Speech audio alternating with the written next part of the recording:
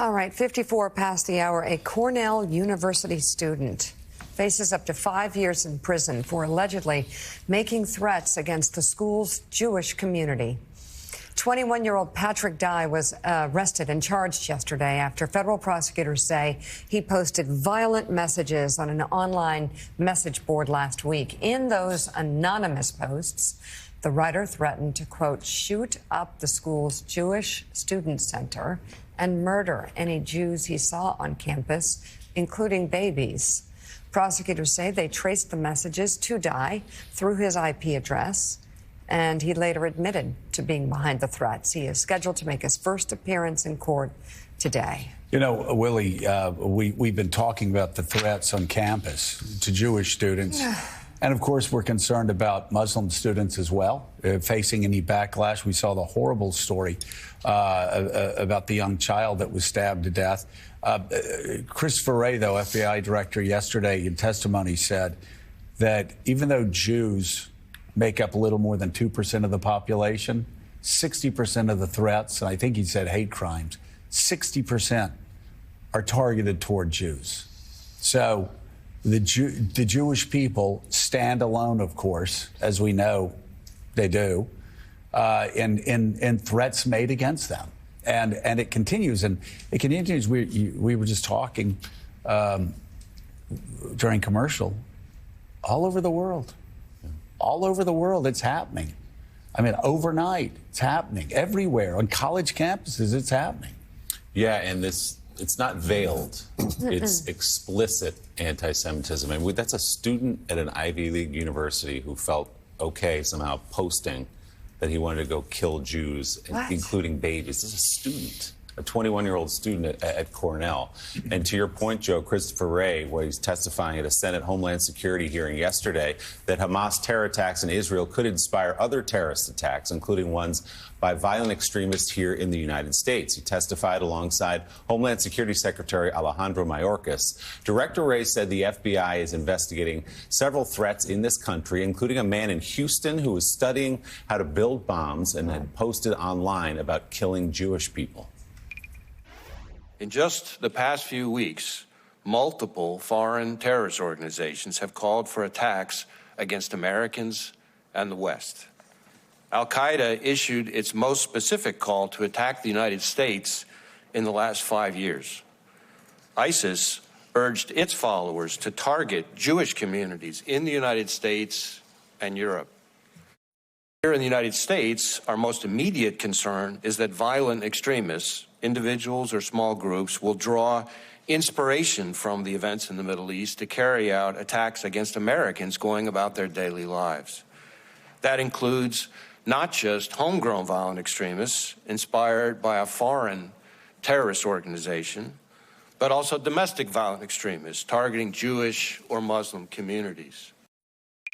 I will say that this is a threat that is reaching, in some ways, sort of historic levels, in part because, as you know all too well, the Jewish community is targeted by terrorists really across the spectrum. Homegrown violent extremists, foreign terrorist organizations, both Sunni and Shia, domestic violent extremists, and in fact, our statistics would indicate that for a group that represents only about 2.4% of the American public, they account for something like 60% of all religious-based hate crimes. And that is the statistic Joe was just talking about. Joining us now, former Democratic Congressman Ted Deutch. He served as chair of the House Foreign Affairs Middle East Subcommittee and is now CEO of the American Jewish Committee. Congressman, it's good to have you with us again.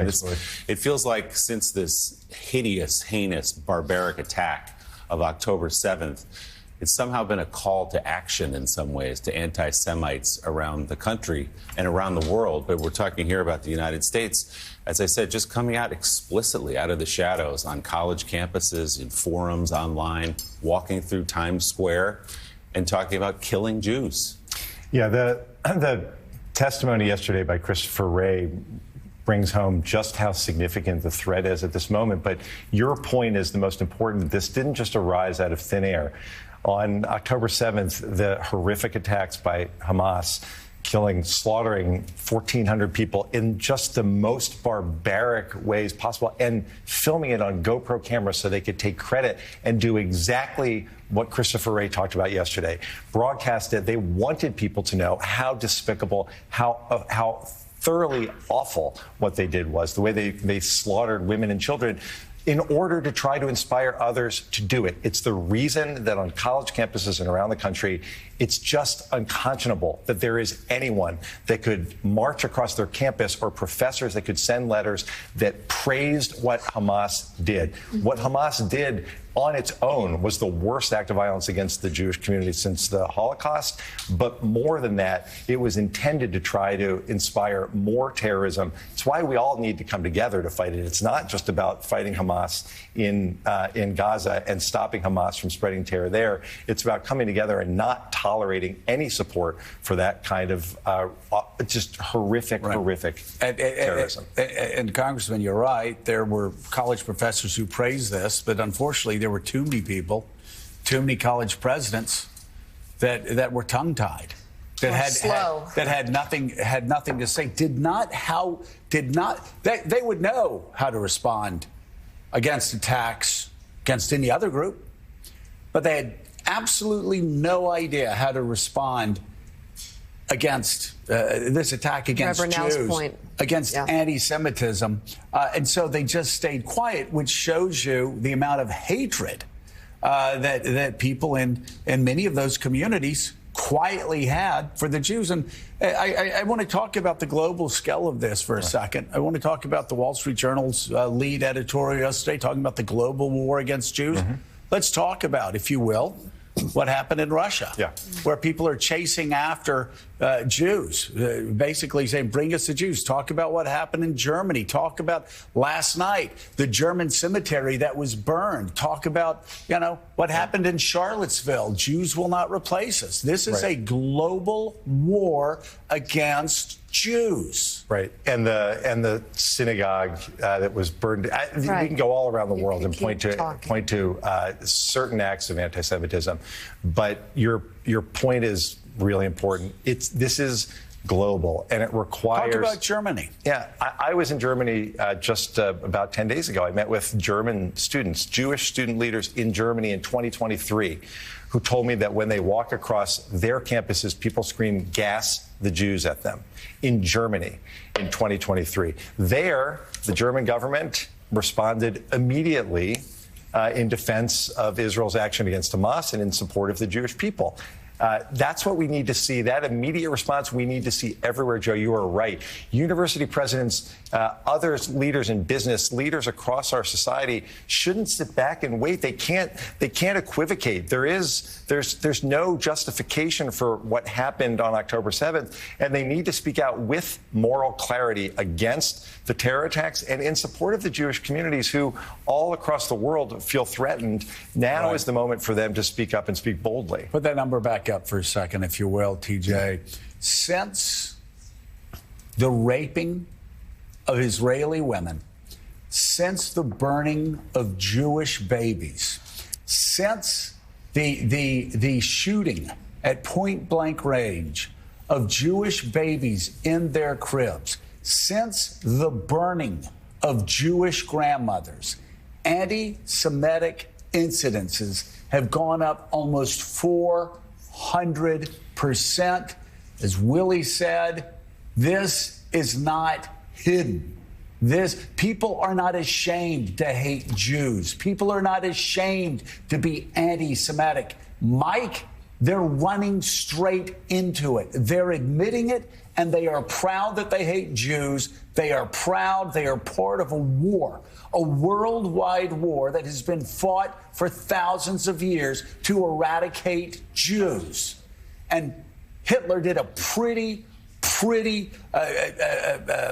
repulsive job at getting to that, to what he called the final solution. 6 million Jews in Europe slaughtered, executed, eradicated by Hitler. And here we are in 2023 in Germany, and Jewish kids are hearing shouts of "gas the Jews" on college campuses. Off of everything you just said and off of everything that we've lived with, certainly in the headlines since October 7th, history stands as testimony to the fact that this is not new. This is ageless anti-Semitism. The attacks on Jews, ageless. The question is a disease. It's a disease without a vaccine now, Congressman. Mm-hmm. How do we attack a disease like this that seemingly is historic, endemic? It bursts up, every periods of time. What do we do? Right. Well, first of all, there needs to be a global response to what is a global problem. My grandparents came to this country fleeing pogroms in Russia. That is an effort to slaughter Jews. It's what Hamas did. It's exactly what they were trying to accomplish. It's what their mission calls for. It's what we saw in Russia just this week, the other day, which was a mob looking to kill Jews. What we need to do is make clear, first of all, on college campuses, and a lot of people in politics watch your show. You guys know that. In what world did it become a progressive value to defend terrorists who slaughtered women and children, burn kids alive, cut people's heads off?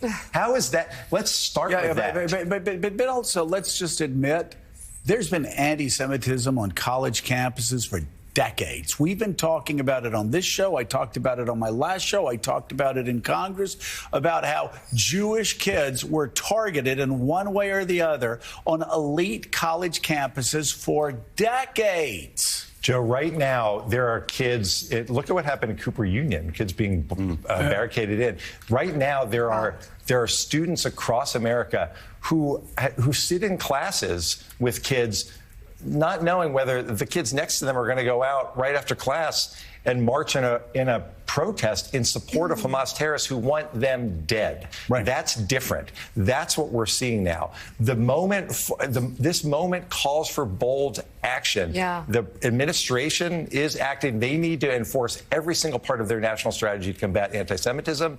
The Department of Homeland Security, the Department of Education have key roles to play, critical roles to play. But people in power cannot tolerate a culture that accepts anti-Semitism on their campuses or anywhere else in society. Yesterday, Secretary Blinken was testifying about support for Israel. He was interrupted by protesters screaming ceasefire. Also, former Secretary of State Hillary Clinton talked about that issue. This is actually from a week ago, but take a listen. People who are calling for a ceasefire now do not understand Hamas. That is not possible.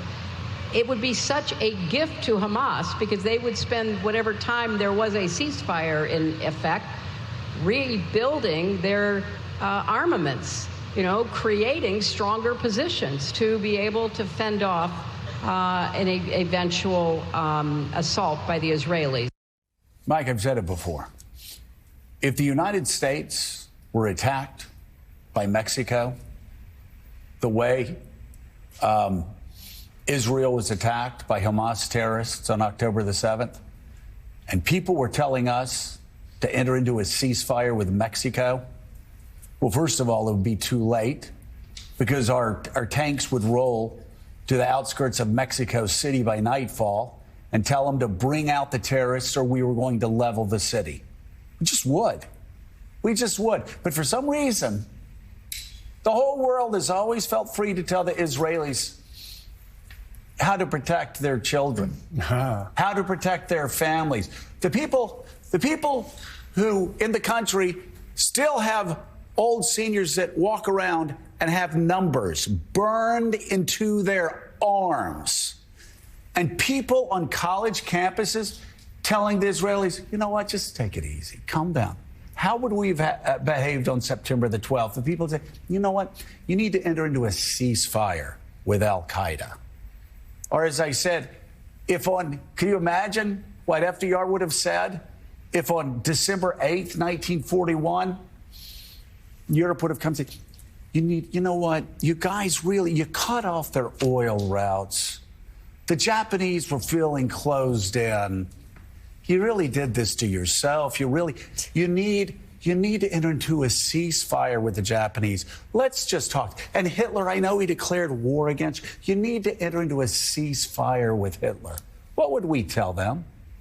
You know, you're talking now about two things that are two of them, both mysteries. One is Israel is the only country in history that gets attacked for defending itself.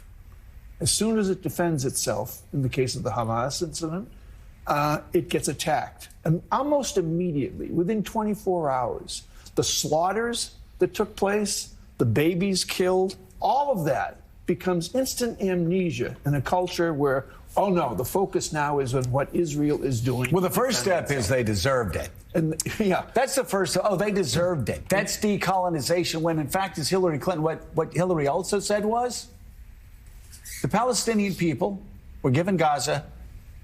They got out. Israel got out. They chose Hamas to run them. So they chose Hamas. Hamas won elections there. Hamas has been running that place since 2005. So you tell me, what does Israel do? So they have to get in and they have to destroy Hamas. Well, that leads to the second element, the second mystery, and it's not really a mystery when you think about it, is, and you're absolutely right, Hamas has been governing Gaza since 2005, but with some sense of governance. Look what they've done for their people. Nothing, because they want to kill Jews. They don't want to govern, they want to kill Jews. But how is it that so many instantly, again, so many academicians, presidents of great universities in this country cannot know the difference between terrorists, murderers, and militants? I mean, Mike, that's a rhetorical question. There's not an answer to that. There's no answer. There's no justification. This kind of conversation that we're having, if it took place one time in faculty dining rooms and college campuses where people were forced to actually defend their positions, that somehow it's acceptable to defend terrorists, maybe that would have an impact. We need to see that happen. But, Joe, I got to correct you on one thing. Hamas hasn't won elections. They took power in a coup.